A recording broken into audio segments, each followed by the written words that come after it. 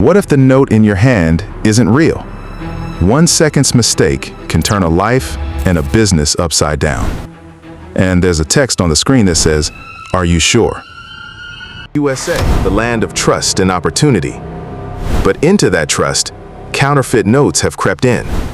Shopkeepers, customers, even the entire economy are paying the price.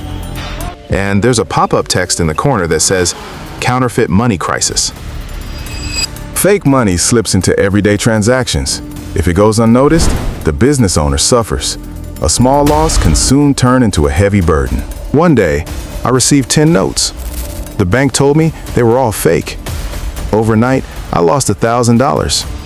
Will my shop survive? For a small entrepreneur, even a few $100s can be devastating. Law enforcement uncovered a network flooding the market with thousands of counterfeit bills. Behind every busted ring lies even greater hidden damage.